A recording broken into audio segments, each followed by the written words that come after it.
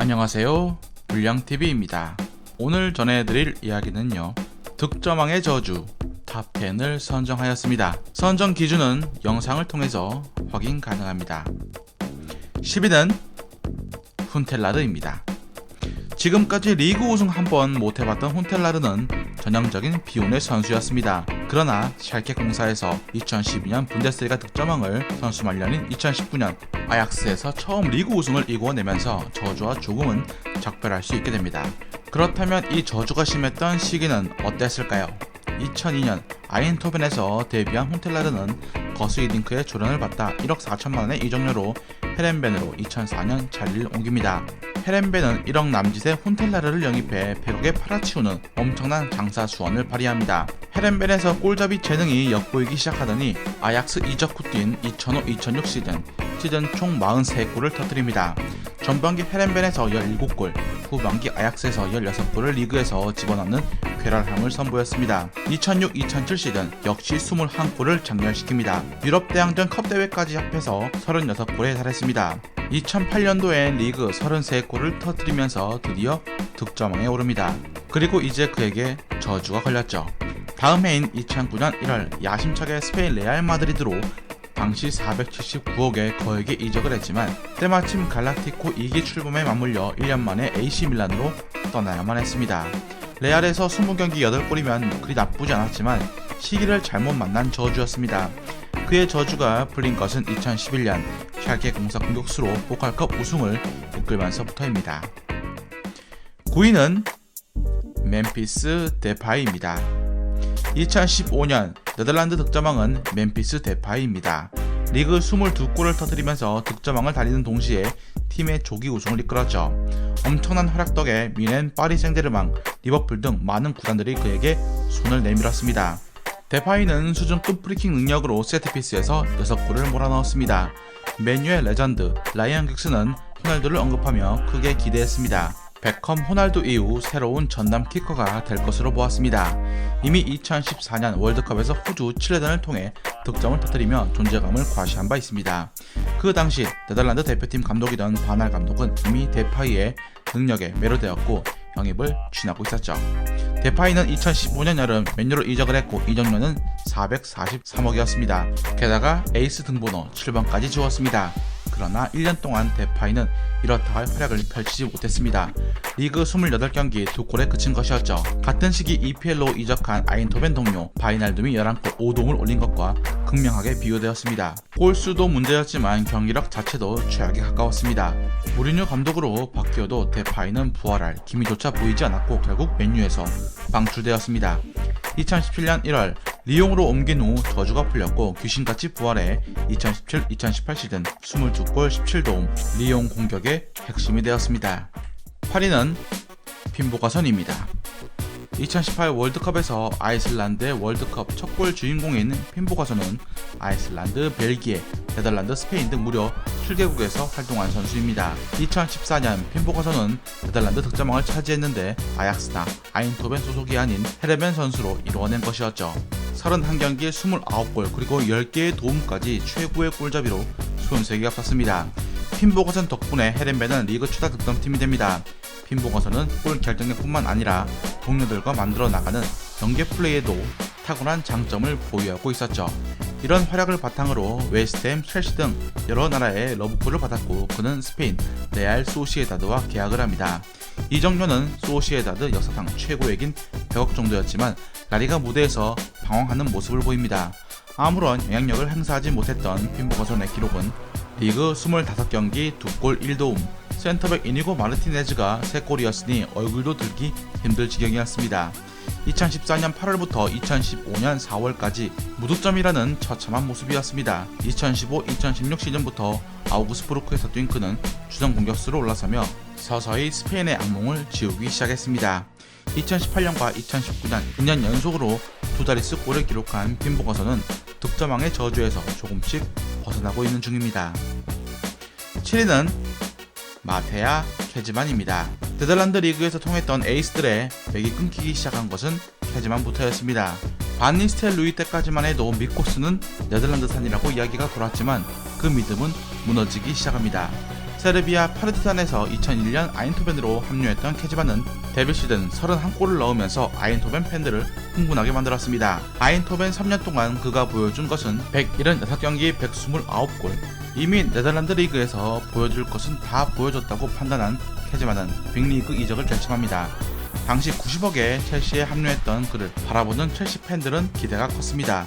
감각적인 슛, 기가 막힌 위치 선정 등 네덜란드 리그에서 보여준 활동력을 보여줄 것만 같았지만 기대감은 실망으로 돌아왔습니다. 포지션 경쟁자 드록바에게 주전 경쟁에서 밀리며 첫 시즌 7골이라는 아쉬운 기록을 남깁니다. 결국 1년간의 짧은 영국 생활을 뒤로하고 2005년 아틀레티코로 이적했지만 부활에 실패했고 여러 클럽을 떠돌다가 2012년 한 홍콩 클럽에서 은퇴하기에 이릅니다. 6위는 아폰소 알베스입니다. 미들즈브러는 2008년 1월 겨울 이적 시장에서 클럽 최고 이적료 기록을 갈아치우며 아폰소 알베스를 데려옵니다. 그 금액은 무려 245억. 적응기부터 놀라웠습니다. 맨시티전에서 헤드트릭을 포함해 후반기에만 7골을 넣은 것이었죠. 이때까지만 해도 네덜란드 득점왕의 활약이 예고되는 듯 했습니다. 기존의 이등골까지 팀에서 방출했습니다.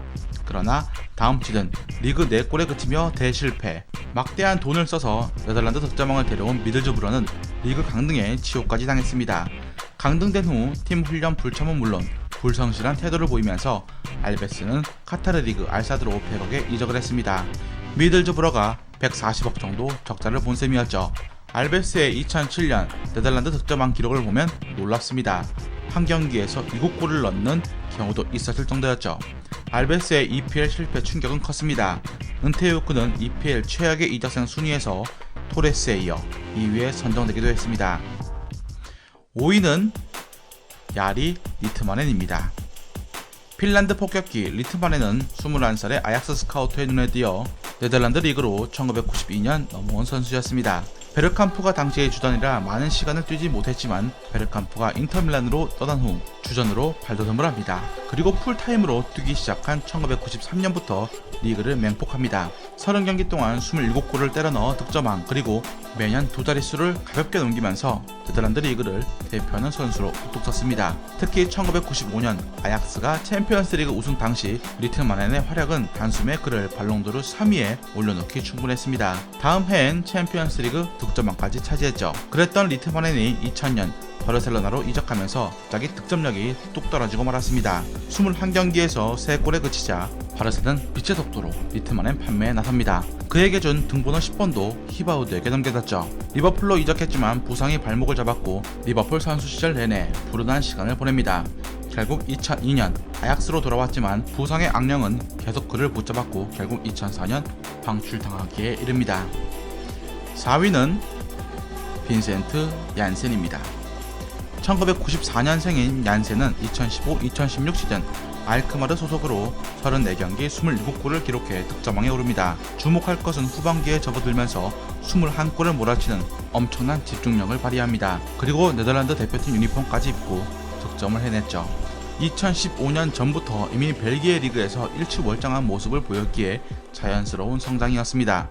포체티노 감독은 전 시즌 해리 케인에게 집중된 최전방 역할에 분산이 필요했습니다. 샤들리나 손흥민을 높이 세운 적도 있었으나 사실 전통 스트라이커는 아니었습니다. 그래서 얀센을 주목한 것이었죠. 알크마르에서 아약스나 아인토벤이 아닌 바로 EPL 진출을 선택을 합니다. 그러나 2016년 여름 이적 후 토트넘에서의 모습은 실망적이었습니다. 27경기에서 2골과 2도움에 그친 것이었습니다. 이적료 281억이나 주고 4년 계약을 체결했기 때문에 기대감은 곧 실망감으로 뒤바뀌었습니다. 절치부심으로 2017년 터키 페네르바체로 임대를 갔지만 4골 4도움을 기록하고 말았죠. 3위는 함다우이입니다. 바날 감독의 지도 아래 2009년 리그에서 23골을 몰아친 함다우이. 이 모로코 선수 덕분에 알크마르는 2009년 리그 우승을 이루어냈고 28년 만에 다시 정상에 복귀합니다. 올해의 선수상까지 수상을 했던 그는 다음 해에도 20골을 장렬시키면서 녹슬지 않는 고감독골 감각을 선보였습니다. 훈텔라르가 떠난 빈자리를 채우기 위해서 아약스가 그를 영입했고 첫해 13골을 기록해 팀 적응을 마칩니다. 그런데 갑자기 2012년 여름 피오렌티나가 함다우이에게 러브콜을 보내더니 앞서 50억에 그를 영입을 합니다. 하지만 그는 19경기 동안 단 한 번만 선발에 그칠 정도로 완전히 후보 신세를 면치 못했죠. 600분에 불과한 출전 타임에 골은 3골에 그칩니다. 피오렌티나의 주전 공격수는 요베티치였고 당시 노장 루카 토니가 백업으로 든든히 버티고 있었기 때문에 3다 5위는 벤치만 지킬 수밖에 없게 됩니다. 2위는 조지 알티도어입니다. 조지 알티도어는 리그 득점왕은 아닙니다. 하지만 유일한 개인 커리어 상인 FA 득점왕 커리어가 존재합니다. 우리에겐 실패한 유망주, 골 못 넣는 선수로 알려져 있지만 분명 그도 빛나던 시기가 있었습니다. 시간을 거슬러 올라가면 2011년으로 비아레알에서 실패한 유망주로 버림받던 그가 새롭게 찾은 팀은 네덜란드 알크마르였습니다. 이적 첫해 그는 리그 34경기에서 16골을 터뜨립니다. 이는 지난 4년 동안 넣은 골수보다 더 많은 득점이었죠. 미국 선수로 미완의 대기였던 그가 이제서야 빛을 보는구나 많은 팬들은 생각을 했습니다. 다음 해는 더욱 놀라웠습니다. 리그 33경기 23골을 장렬시킨 것이었죠. 팀 득점이 56득점이었으니 40%가 알티도어 한 명에게 쏠린 상태였고 알티도어는 리그 득점 4위에 오릅니다. 1위가 윌프레드 보니, 2위가 그라치아노 펠레, 3위가 핀보 가손이었습니다.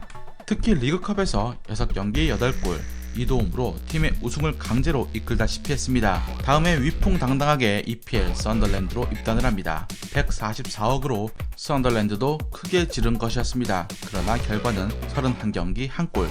특히 알티도어가 놓친 골 장면은 경악 그 자체였습니다. 다음 해엔 더 심해서 아예 무득점, 결국 자신의 고향 미국으로 돌아갈 수밖에 없게 됩니다. 미국으로 돌아간 알티도어는 현재 부활에 성공을 했고 행복 축구를 즐기고 있습니다. 대망의 1위는 잔 바크슈입니다. 현 이란의 최고의 공격수는 아주먼입니다. 그러나 몇 년 전까지만 해도 잔 바크슈의 활약은 엄청났습니다. 2018년 여름 이적 시장에서 229억의 EPL 브라이튼 입성 때까지만 해도 기대감은 컸습니다. 그런데 그가 한 시즌 동안 단 한 골도 넣지 못할 줄이야. 게다가 햄스트링 부상 때문에 4개월이나 시간을 날려버렸습니다.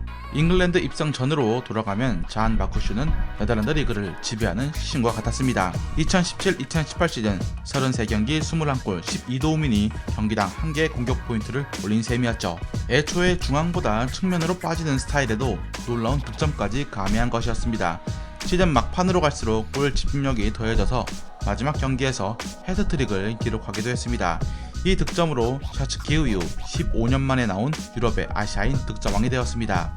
공격수 육성의 명가로 알려진 알크마르지만 이쯤 되니 신뢰도에 의심도 생길만 합니다. 10년 동안 3명의 득점왕을 배출했는데 모두 실패했으니 말입니다. 이 득점왕의 저주에서 벗어날 희망은 아직 남겨놓고 있지만 득점왕이 빅리그 진출 후 0골은 그가 최초입니다. 즐겁게 보셨다면 구독과 좋아요 클릭을 부탁드립니다. 다음 이야기에선 팀 공격의 시발점이자 그라운드의 마법사 같은 선수 한 분에 대해서 소개해드리고자 합니다.